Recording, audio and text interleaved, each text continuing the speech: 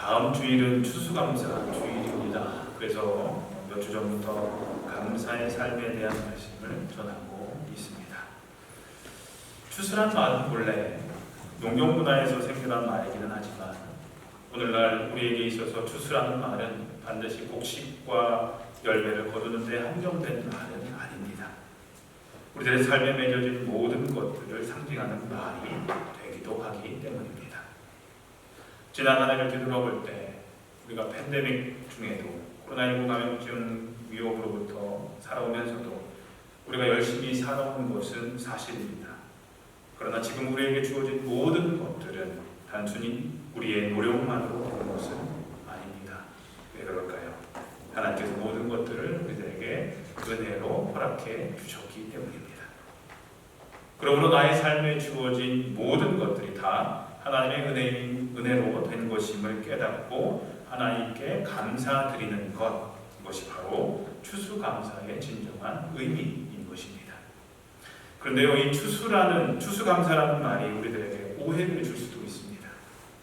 그것은요, 그 말이 추수할 것이 있으므로 그것에 감사한다라는 말로 이해될 수도 있기 때문입니다. 하지만 이렇게만 이해한다면 추수할 것이 없다고 생각되면 감사하지 않는다라는 말로 오해할 수도 있다는 거죠. 그러나 이 추수감사의 진정한 뜻은 그런 것이 아닙니다. 우리들의 삶에 추수할 것이 무엇인지를 일일이 헤아려 보면서 그것들에 대하여 하나님께 감사를 드려야 함은 물론이지만 또 추수할 것이 없다라고 느껴지는 상황 속에서도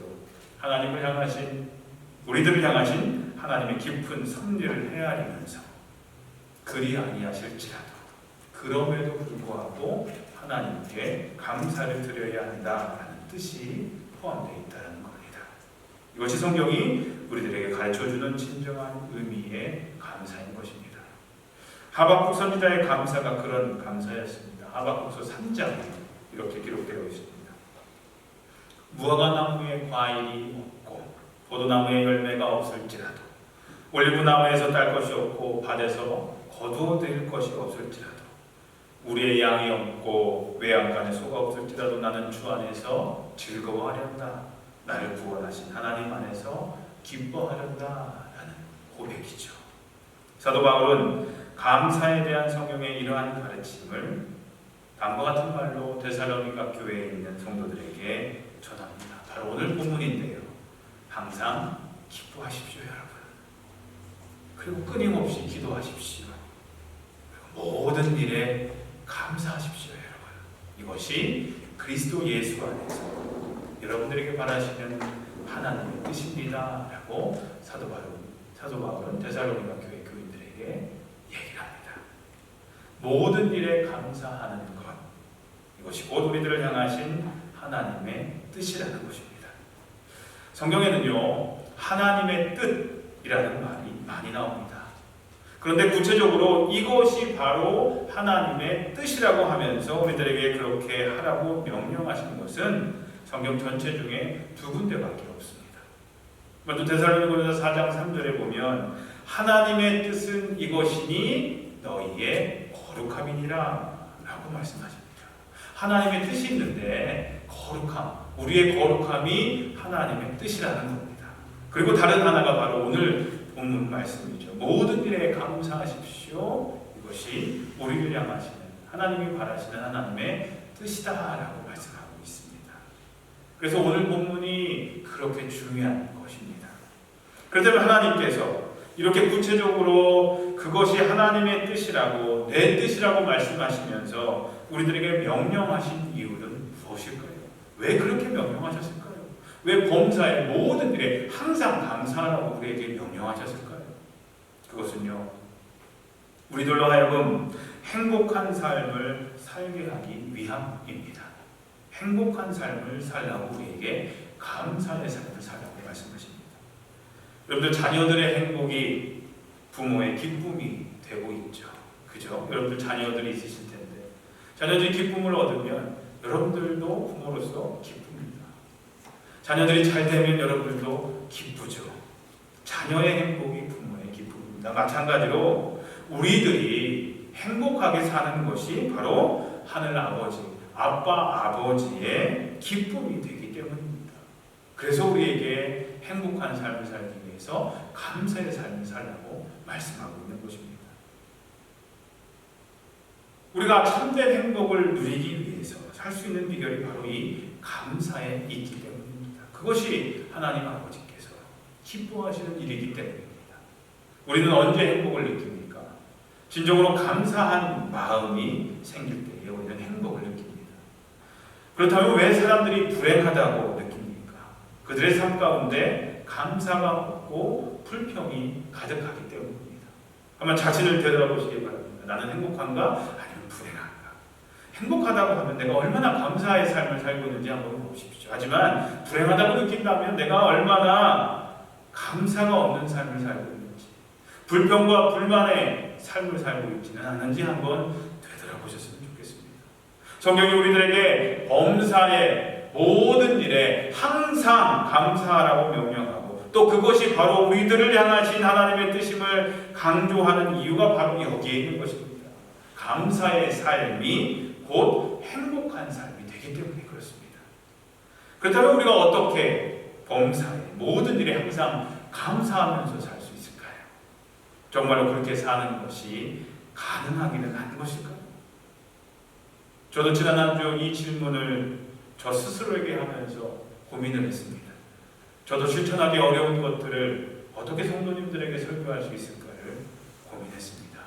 그런데요, 하나님께서 우리에게 이것이 하나님의 뜻이니 꼭 그것을 실천하며 살라고 명령하셨을 때는요, 분명히 우리가 그 명령을 실천하며 살 수 있는 방법이 있기 때문이다라는 생각이 들었습니다. 그래서 몇 가지 방법을 한번 찾아서 실천해 봤습니다. 여러분이 이미 다 알고 그렇게 실천하고 계신 분들도 계실 겁니다. 우리들이 모든 일에 항상 감사하면서 살 수 있는 비결, 첫 번째는 작은 일들에 감사하는 것입니다. 작은 일들에 감사하는 삶. 우리는 아주 작은 일에도 감사하는 마음을 갖는 훈련이 필요합니다. 매일 반복되는 것 같은 일상적인 일에도 하나님께 감사하는 훈련을 한번 해보십시오. 그러면 감사하는 마음에 분명 행복이 찾아들 것입니다.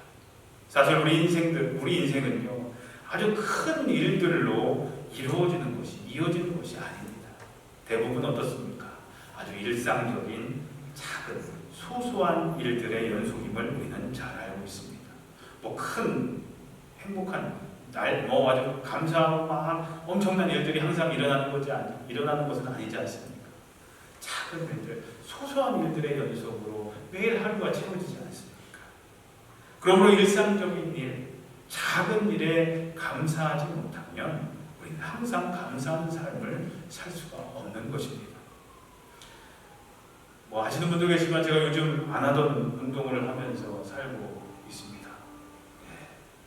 단순하게 그냥 동네 주위를 아침 저녁으로 이렇게 뛰는 운동을 합니다. 제가 이걸 입고 있으니까 아마 살이 빠졌는지 안 빠졌는지 모르시는 분들 계실 건데, 왜냐면 얼굴만 보이니까. 살은 빠졌는지, 얼굴은 원래 머리가 크니까 살은 빠져도 머리는 안 빠지는 것 같아요. 안 빠지게 돼 있더라고요. 그래서 빠졌는지 안 빠졌는지 모르시는 분들 영상을 보시면 그렇겠지만, 홀쭉하다고는 할 수 없지만 그래도 빠지긴 빠져 있습니다.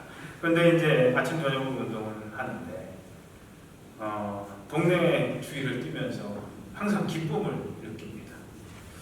지금은 단풍이 많이 졌지만 단풍을 보면서, 예쁘게 본 단풍을 보면서 한동안 한 달 가까이는 아주 기쁨이 젖었던 적도 있습니다. 신선한 공기를 마시면서 예쁜 노을을 바라보면서, 특별히 해질 때 우리 교회 뒤편으로 해질 때 정말 아름답거든요. 또 아침 저녁으로 스쳐 지나가는 동네 사람들과 짧은 인사를 나누면서 기쁨을 느끼기도 합니다. 이 동네 사람들 웬만한 분들이 이제 다 저를 아는 것 같아요. 저도 그분들을 아는 것 같고요. 동네 한 바퀴 돌고 나면요, 땀을 식히면서 기쁨을 또 느끼기도 합니다. 별거 아닐 수도 있거든요. 꼭 마라톤을 할 정도로 빠르고 오래 뛸 수 있어야만 기쁨이 있는 것은 아닙니다. 그저 작은 것들에 기쁨을 느끼는 거죠. 근데 우리들의 삶에서 느껴야 하는 감사와 행복도 마찬가지라는 겁니다. 매 순간마다 느껴야 하는 감사와 행복이 있는 것입니다. 아침에 일어나서 나에게 새날을 주신 하나님께 감사하고, 오늘 아침에 그렇게 감사하시는 분들 혹시 계십니까? 하나님 새날을 허락하셔서 감사합니다. 새 호흡을 할 수 있게 해주셔서 감사합니다. 함께 식사를 나눌 수 있는 식구들이 있음에 감사하고, 일터를 주신 하나님께 감사하고, 순간마다 위험 가운데 보호해 주신 하나님께 감사하고, 좋은 사람들과의 만남으로 인해서 감사하고, 좋은 우리의 이웃들, 좋은 믿음의 식구들 허락하신 것 감사하고, 계절마다 아름다운 자연을 주신 하나님께 감사하고, 내가 일을 마치고 돌아오면서 쉴 수 있는 집을 주신 하나님께 감사하고, 하루를 마감하면서 모든 식구들을 안전하게 지켜주신 하나님께 감사를 드리는 마음에 하나님께서 주시는 참 행복이 깃들게 될 것입니다. 사랑하는 성도님들, 아주 작은 것들에 한번 감사해 보십시오. 큰 것을 분명히 얻게 되실 겁니다. 부족할 때에 감사해 보십시오. 넘치는 축복이 임할 것입니다. 고통 중에도 감사해 보십시오. 문제가 풀리고 우리들의 삶이 더 성숙해질 것입니다. 내가 현재 가지고 있는 것에 감사해 보십시오. 더 많이 가지지 못한 것에 불평하고 그런 것이 아니라 현재 내가 누리고 있는, 감사하고 있는 것들에 한번 감사해 보십시오. 하나님께서 그것들로 하여금 마음껏 누리며 내가 살 수 있게 해주실 겁니다. 그리고 우리들에게 오히려 더 많은 감사의 조건들을 더하여 주실 것입니다. 이것이 바로 감사의 삶을 사는 비결인 것입니다. 두 번째로, 모든 일에 감사할 수 있는 비결은, 우리가 아무리 어려운 일을 겪고 있더라도 거기에는 하나님의 기쁘신 섭리가 있다는 것을 믿는 믿음을 가지는 것입니다. 섭리라는 말 많이 하잖아요. 목사들도 하나님의 섭리 얘기를 하는데, 섭리가 뭡니까? 뭐가 섭리예요? 생각해 보신 적 있으십니까? 섭리란 첫째로 우리를 향하신 하나님의 숨은 뜻을 섭리라고 얘기를 합니다. 하나님의 숨은 뜻. 둘째로 우리를 향하신 그러한 하나님의 숨은 뜻은, 그 섭리는 모두 다 선하다라는 것입니다. 셋째로 우리들은 그러한 하나님의 섭리를 오랜 세월이 지난 후에야 비로소 깨닫게 된다는 것입니다. 당장은 이해가 안 되지만 하나님께서 정하신 하나님의 때에 비로소 알게 되는 하나님의 숨은 뜻이 바로 섭리라는 겁니다. 섭리는 하나님의 숨겨진 뜻인데, 그 숨겨진 뜻은 항상 선하고, 그 숨겨진 하나님의 뜻, 섭리는 우리들이 오랜 시간이 지난 뒤에야 비로소 깨닫게 해주신다는 겁니다. 예를 들어서 예수님께서 십자가에 달려 돌아가신 것도 하나님의 섭리였습니다. 우리를 향하신 하나님의 선하신 숨은 뜻이었습니다. 제자들은 그것들을 처음에는 그것을 깨닫지 못했습니다. 하지만 예수님이 부활하신 뒤에 왜 예수님이 돌아가셔야만 하는지, 왜 예수님이 예루살렘에 들어가셔서 천지개벽을 일으키시고 완전히 새로운 세상을 만드셔야 되는데 왜 십자가에 달려 돌아가셔야 되는지 그 당시에는 몰랐습니다. 숨겨진 하나님의 뜻을 제자들은 몰랐어요. 왜 돌아가셔야 되는지 몰랐어요. 하지만 예수님이 부활하신 후 나중에 그 섭리를 나중에 비로소 그들은 깨닫게 되었다는 거죠. 그러므로 우리들은 이해하지 못하는 어려운 일들이 우리 인생 가운데 생겼을 때에도 쉽게 절망하거나 좌절하지 말고, 우리들을 향하신 하나님의 섭리가 선하신 줄로 믿고 기다려야 한다는 것입니다. 인생의 모든 일에는 양면성이 있습니다. 그러므로 우리가 아무리 어려운 일을 겪는다 할지라도 그 안에 숨겨진 하나님의 기쁘신 뜻과 섭리가 있음을 깨달아야 한다는 것입니다. 그리고 그러한 어려운 가운데서도 절대 절망하지 말고 하나님의 기쁘신 뜻을 믿고 믿음을 가지고 기다리는 인내의 지혜가 우리에게 있어야 한다는 것입니다. 이것이 바로 모든 일에 감사의 삶을 살 수 있는 또 다른 비결인 것입니다. 세 번째로 모든 일에 감사할 수 있는 비결은 하나님께서는 우리들의 삶에 일어나는 모든 일들을 합하여서 결국에는 선을 이루어 주신다라는 믿음을 가지는 겁니다. 이 일, 저 일, 지금 왜 이런 일들이 내 삶 가운데 일어나는지 모르지만 그 모든 일들을 합하여서 결국에는 선한 결과를 이루어 주실 것이라는 믿음을 갖고 살아갈 때 우리는 감사의 삶을 살 수 있는 것입니다. 이것은 사도 바울이 고백했던 것처럼 우리는 하나님을 사랑하는 사람들, 곧 하나님의 뜻대로 부르심을 받은 사람들에게는 모든 일이 서로 협력해서 선을 이룬다는 것을 압니다 라고 고백하는 그 믿음을 말합니다. 그리고 선지자 예레미야를 통해서 말씀하신 너희를 두고 계획하고 있는 일들은 오직 나만이 알고 있다. 내가 너희를 두고 계획하고 있는 일들은 제한이 아니라 번영으로서 너희에게 미래에 대한 희망을 주시는 것이다 라는 하나님의 말씀을 믿는 믿음을 또한 말합니다. 이 믿음이 있을 때 우리는 어려운 처지에서도 절대 절망하지 않습니다.